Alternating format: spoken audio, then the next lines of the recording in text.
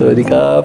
Sawadika, bonjour à tous, bienvenue dans une nouvelle vidéo sur ma chaîne Kathleen à Phuket. Aujourd'hui, un parole d'expat avec mon invité Kim qui va nous expliquer son expérience avec la Thaïlande pendant plus de 20 ans. Allez, c'est parti pour la vidéo du jour.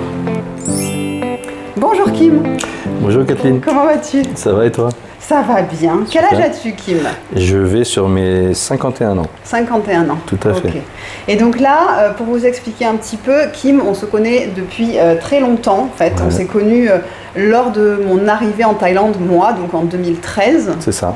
Et Kim a ensuite quitté la Thaïlande et là, il est revenu en vacances. Donc, raconte-nous un petit peu, toi, comment a commencé ton histoire avec la Thaïlande, puisqu'elle a commencé il y a très très longtemps, en fait. Il y a plus de 30 ans. Ouais. Ma première fois en Thaïlande, c'était en 1993 et c'était à Bangkok. C'était pas à Phuket. Pas à Phuket. Non. J'ai détesté au départ. Ouais. J'ai pas du tout apprécié. Je trouvais que c'était trop grand, trop pollué, trop de monde, trop chaud, trop. Trop de tout. Voilà. Et donc j'étais venu pour un but spécial, pour la boxe. Ouais. Parce que j'étais boxeur. Ouais. Et ensuite, j'ai découvert, après un combat, j'ai découvert qu'il y avait autre chose que Bangkok en Thaïlande. Et tu venais pour vivre de la boxe à la base? Qu'est-ce que tu venais faire? Ou alors tu as fait des combats? Surtout à l'époque, la boxe thaïlandaise, la boxe pied-point, on n'en vivait pas. Ouais. On peut peut-être en vivre aujourd'hui, mais à l'époque non. On avait un travail à côté. Et j'ai découvert, en venant ici, qu'il y avait Phuket. Ça t'a plu? Ça m'a énormément plu. En quelle année? Donc en 93 ou un peu plus tard? En 93. Spécial. C'était en 1993, c'était magnifique. Ça a énormément changé. Ouais. Quand je dis changer, tout, hein. C'est-à-dire pas que géographiquement, même les Thaïlandais, le pays entier, quoi, a vraiment changé. J'ai beaucoup aimé et j'ai découvert Koh Phi Phi. D'accord, oui, ça devait être magnifique aussi. Voilà. Alors Koh Phi Phi, c'était extraordinaire.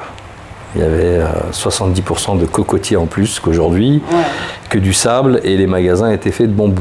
Oui. Voilà. Alors maintenant, il y a un McDonald's et KFC. Voilà, KFC, McDo, un genre de Starbucks. Mais c'était complètement différent et il n'y avait que 2 hôtels en dur, on va dire. Oui. Il y avait le Phi Phi Hotel et le Cabana. Ouais. Voilà. Et tout le reste, c'était en bois et en bambou. J'ai eu exactement le même effet que, je ne sais pas si tu te souviens du film La plage avec Leonardo DiCaprio. Oui. Ben, j'ai eu exactement le même effet parce que j'ai découvert que sur cette île, il n'y avait pas de voiture, pas de moto et il y avait quelques expats, très peu, très peu d'expats. Et en 93, je me suis dit, mais un jour je vais vivre là. Et j'ai commencé à vivre là 3 ans après, je me suis installé là-bas. Donc tu es parti et tu es arrivé directement à Phi Phi cette fois-ci? Alors je suis arrivé à Koh Phi Phi, pas tout de suite, je suis arrivé à Phuket. Je me suis installé à Koh Phi Phi, je suis resté peut-être une quinzaine de jours à Phuket. Et j'avais connu un Français avec qui je suis toujours ami aujourd'hui, qui s'appelle Angelo. Qui avait un restaurant à cette époque-là qui s'appelait Mama Resto. Et aujourd'hui, il a vendu le restaurant et il a acheté un terrain à Koh Phi Phi et il a construit un hôtel qui s'appelle Mama Beach Residence, qui est extraordinaire, qui est au bord de l'eau. Et Angelo, je me suis pris d'amitié avec lui. Ça fait plus de 30 ans qu'on se connaît et encore aujourd'hui, on se voit. Et je suis tombé amoureux de cette île, mais aussi de l'esprit de cette personne-là, Angelo. Et donc, qu'est-ce que tu t'es mis à faire à Phi Phi alors? Puisque tu faisais quoi, de la boxe là, à ce moment-là? Alors, je m'entraînais, exactement. Je m'entraînais. Quand je devais boxer, je quittais l'île pour aller boxer. Mais en même temps, pour m'occuper, Angelo avait un bar qui s'appelait l'Apollo et qui était fermé. Donc il m'a dit, écoute, si tu veux t'en occuper, moi je te le loue. Et alors je payais 10 000 ou 15 000 bahts par mois. Et c'était un bar à plongeurs en fait, c'est-à-dire que c'était pas un bar, juste un bar, c'était où tous les plongeurs, parce qu'il y a énormément de plongeurs à Koh Phi Phi. Et ils venaient dans ce bar pour se détendre après une journée de plongée.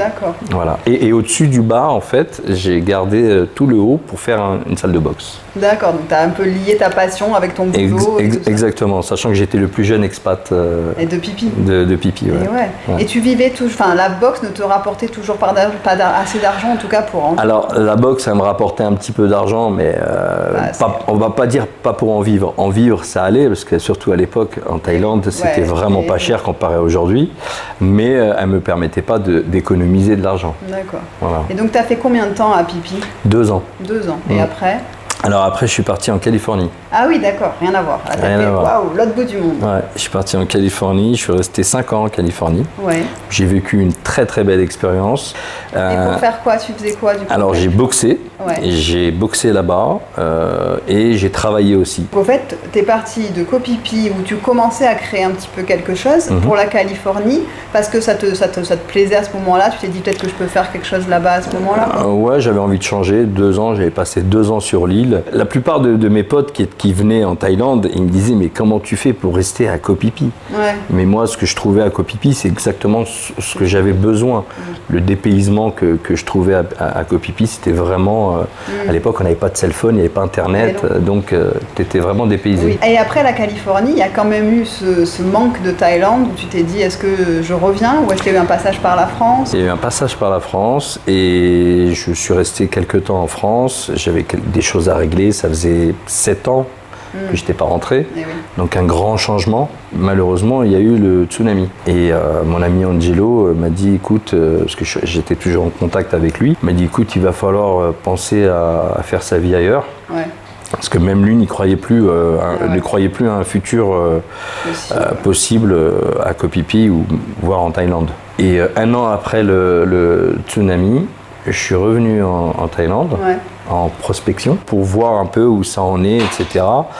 Alors ils ont reconstruit, tout a changé exactement, beaucoup de choses ont changé après le tsunami. Là, Angelo, on a discuté un jour et il m'a dit écoute, je vais acheter un terrain. Et on avait discuté de speedboat. Il dit écoute, si un jour je reviens vivre ici, j'aimerais bien faire le business de speedboat. Il faut savoir qu'en Thaïlande, le business de speedboat, c'est un business assez protégé. Ouais, c'est réglementé. C'est réglementé, il n'y a que les Thaïlandais qui peuvent le faire. Mais j'étais un peu sous l'aile d'Angelo et puis tout le temps que j'ai passé à Koh Phi Phi, je me suis fait que des amis, pas d'ennemis. Et j'ai été accueilli à bras ouverts justement pour faire ce business parce que c'est un Thaïlandais qui m'a vendu le bateau. Puis un jour, Angelo m'a dit ça y est, c'est bon, j'ai signé, j'ai le terrain.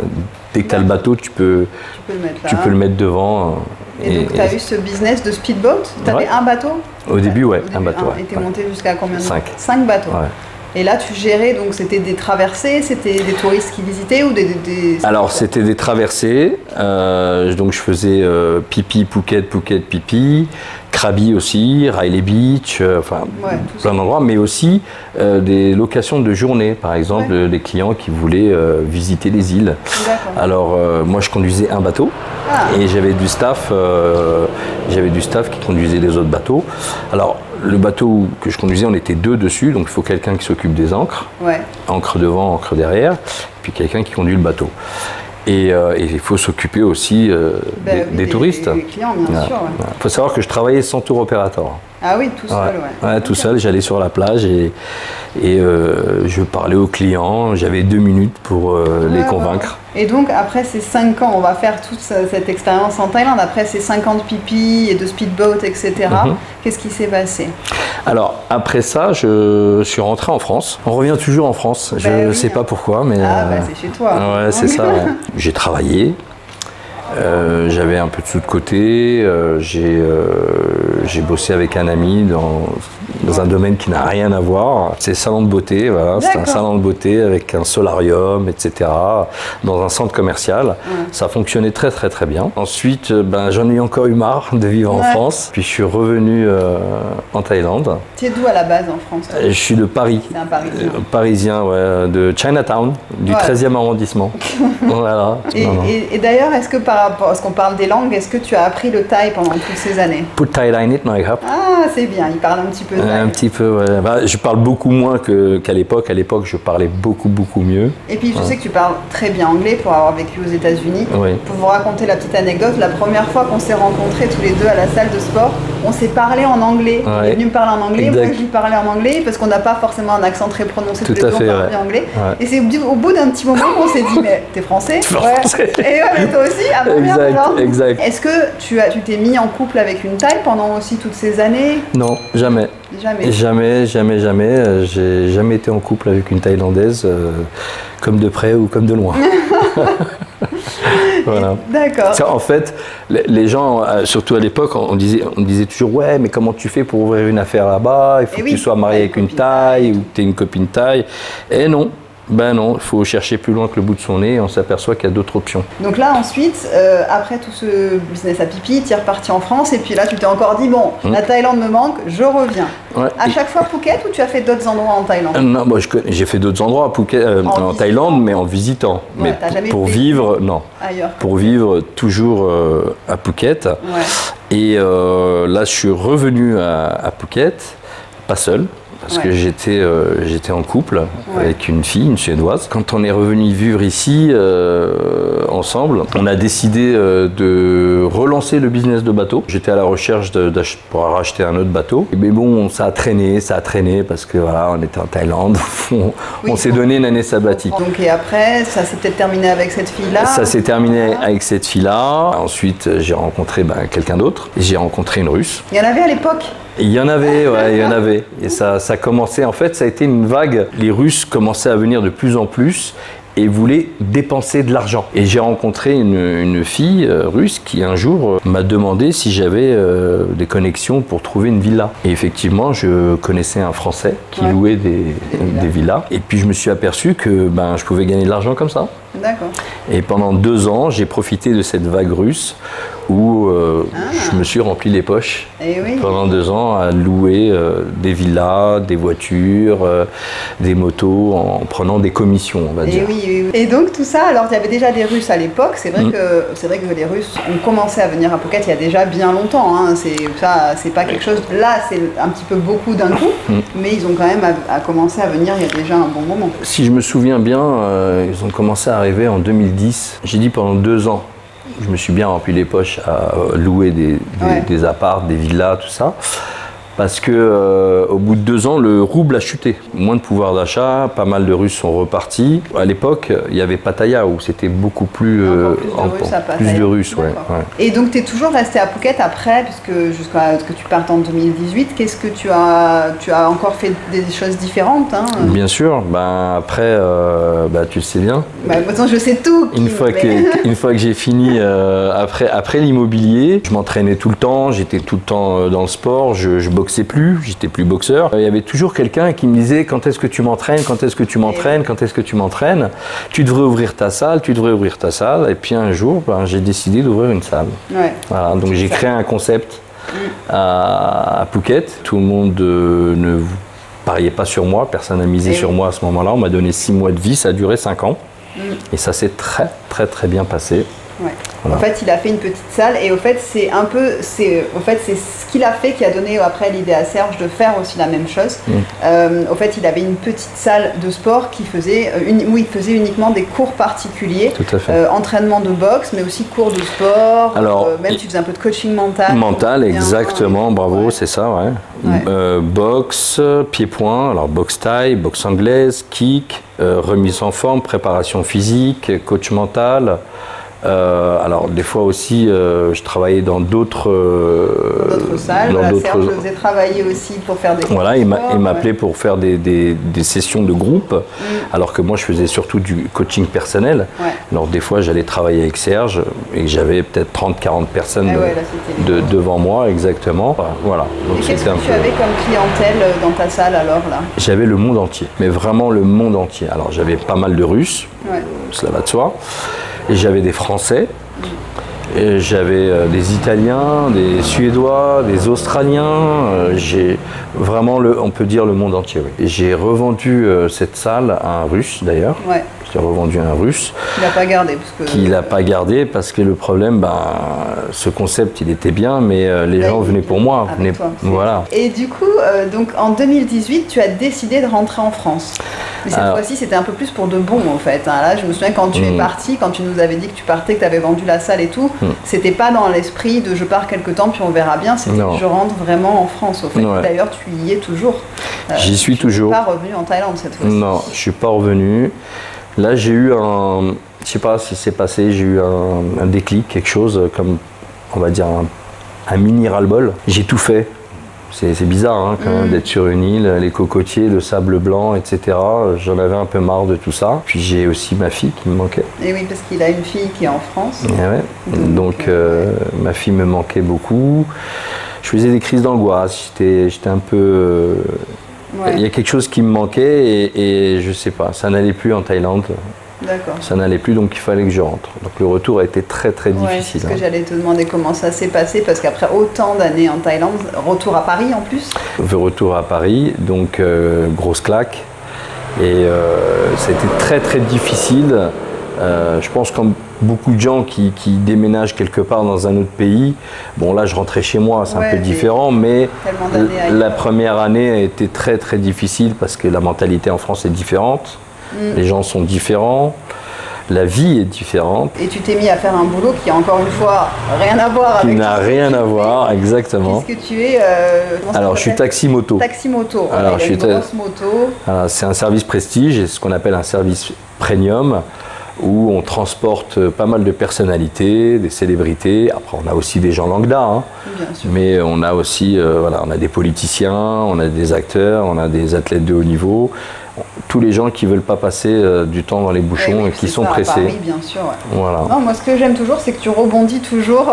Ça doit être la boxe ça, qui t'a appris à esquiver, puis à rebondir comme il faut, parce qu'à chaque fois, tu rebondis et tu as toujours des idées. Et à chaque fois, les gens peut-être ne pensent pas forcément que ça va marcher. Puis finalement, comme tu es un bosseur quand même, ça marche bien. Je suis un bosseur. Ouais. Donc voilà. Et là, alors tu es venu quand même, donc depuis 2018, tu es rentré en France et tu t'es dit, bon, je vais quand même faire un petit tour en Thaïlande. Alors, ouais, exactement, ouais, mais au début, je ne suis pas rentré tout de suite. Enfin, quand je suis rentré en France, je suis rentré en 2018 et j'ai attendu quand même 5 ans avant de revenir. Hein. Mais je suis revenu en vacances. Je suis revenu en vacances et pas tout seul. Ouais. Alors, je suis revenu tu as rencontré quelqu'un maintenant en France. Tu es en Exactement. Je suis en couple avec Angélique que tu as rencontrée. Voilà. C'est la femme de ma vie, elle partage ma vie. Et je suis revenu en août 2023. Qu'avec ma compagne, avec Angélique, et c'est là où tu as rencontré, Serge et toi avez rencontré. Et c'est là qu'elle est tombée aussi amoureuse de la Thaïlande, parce que là, malheureusement, tu as un problème, c'est que maintenant il a sa nana qui lui fait tout un plan pour venir vivre en Thaïlande. Elle veut absolument venir vivre ici. Alors elle se sent bien, elle se sent libre, elle se sent. Comme toi, tu t'es senti. Comme moi, je me suis senti, comme beaucoup de gens se sentent en Thaïlande. Voilà, donc, et toi, pour toi, c'est un trait définitif ou qu'est-ce que tu dis? Alors, moi, je me dis toujours qu'il ne faut jamais dire jamais, bien sûr. Mais je ne me vois pas vivre ici toute l'année. 4-5 mois de l'année, on va dire, passer l'hiver en Thaïlande, c'est très bien. Très bien. Et pouvoir passer le reste du temps, j'ai un travail à Paris que j'aime, qui me permet de bien gagner ma vie. Et j'ai réussi à faire une clientèle que je voudrais pas perdre. Voilà, exactement. Si j'arrive à effacer déjà l'hiver en France, c'est déjà gagné. Elle aimerait y rester toute l'année. Est-ce que du coup pour toi aussi tu le vois vraiment en pas bien, en disant en fait ça a tellement trop changé que je me sens pas de revenir vivre ici, ou au final tu vois si tu te dis bon si je le vivrais quand même bien si on venait quelques mois? Si on vient vivre ici quelques mois, ça va. Par contre, il y a des dispositions à prendre. Parce que il y a des choses qu'il n'y avait pas avant. Le stress. Ah, maintenant ici, tu sens qu'il y a plus de stress? Il y a plus de stress qu'avant. Avant, on oubliait tout en fait quand on sortait de l'avion. Quand l'avion se posait à Bangkok ou à Phuket, les portes s'ouvraient, cette vague de chaleur qu'on prenait. Ça y est, c'était et là, c'était tellement apaisant, ce pays était tellement apaisant que lorsqu'on rentrait en France, moi je me souviens, c'est quand je rentrais en France, et j'avais l'impression que tout ce que j'avais vécu était un rêve. Ouais, vraiment. Que tu te réveillais d'un rêve. Que tout n'était pas vrai, que tout était, c'était rêvé.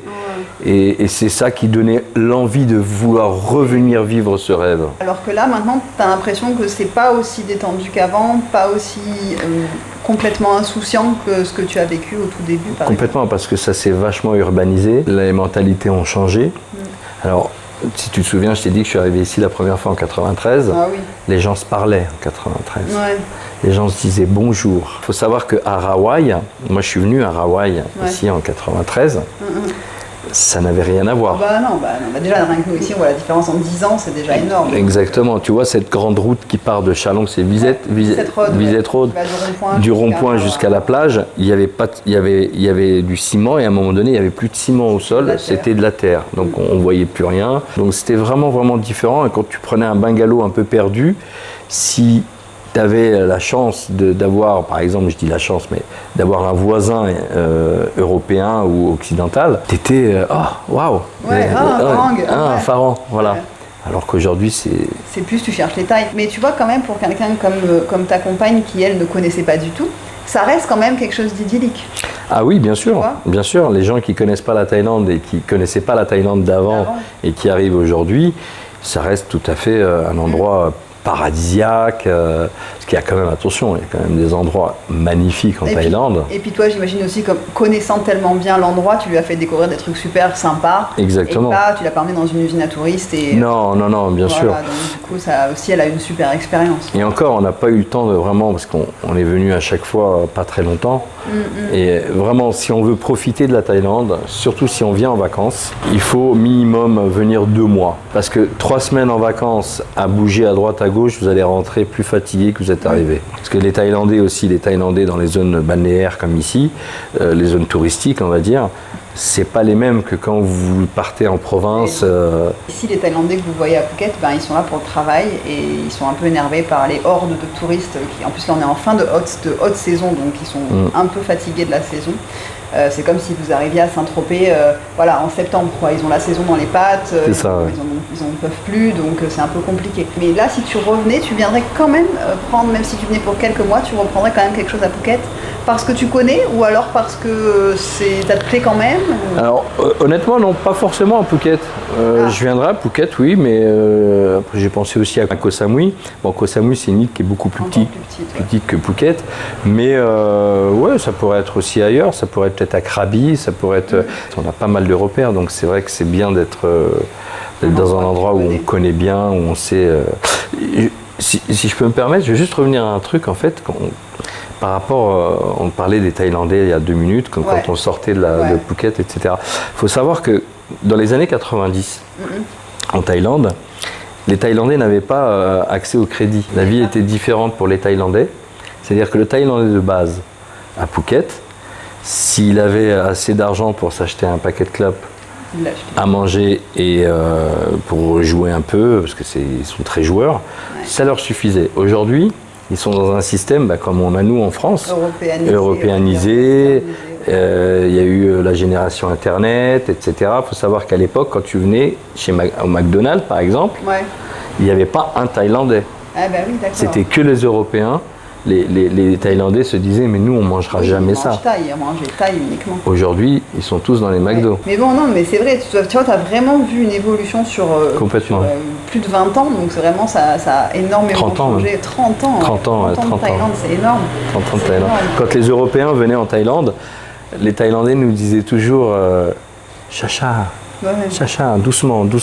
Parce que nous, on arrivait, on sortait de l'avion, on était surexcités, on était fatigués, on était speed de la vie qu'on avait en France.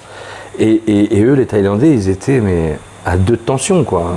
Tout allait doucement. C'est encore plus. Quand on va à Bangkok, encore c'est différent parce que ça bosse, tout ça. Mais n'oubliez pas qu'on est sur une île. Phuket, ça reste quand même une île. C'est la plus grande île de Thaïlande. Et donc, ce côté insulaire fait qu'il y a aussi une tranquillité de vie et de trucs qui fait que oui, en effet, ça contraste avec tout ça. Mais c'est vrai que ça doit être dur pour eux de s'adapter à tout ça. Aujourd'hui, c'est différent. Ils sont vachement plus speed.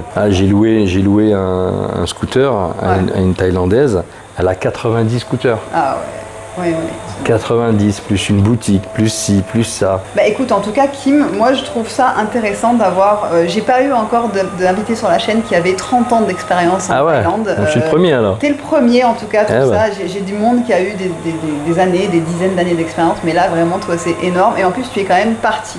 Même si tu as encore un petit bout de ton cœur qui est en Thaïlande, ça je sais que tu l'auras toujours. Mes plus belles années, je les ai vécues ici. Voilà, c'est ça, tu as eu toute ta jeunesse en fait. Et puis tu t'es forgé en Thaïlande, donc c'est quand même quelque chose de bien. Il faut savoir qu'en Thaïlande, dans les années 90, les touristes numéro 1 qu'il y avait, c'était les Suédois. Ah ouais, d'accord. Les Suédois, ils étaient... Alors j'ai parlé il y a quelques jours avec un Suédois, je lui ai dit comment ça se fait qu'il n'y a plus de Suédois aujourd'hui. Il m'a dit, tout a augmenté. Ah, c'est trop cher maintenant. Tout a augmenté. Les gens venaient justement pour ça.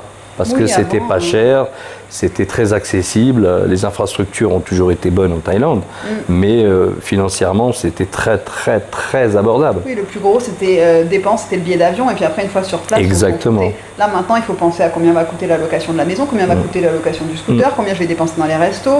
Enfin voilà, ça devient plus une destination peu chère, c'est une destination, on va dire, moyenne. Exactement. C'est pas Singapour ou quoi que ce soit non plus. Mais, non, bien sûr. Et tu pouvais trouver même à Koh Phi Phi, je me souviens, des bungalows à 100 bahts. 100 bahts, 2,50 € la nuit. Et à Hawaï, tu pouvais trouver des bungalows à 250 bahts.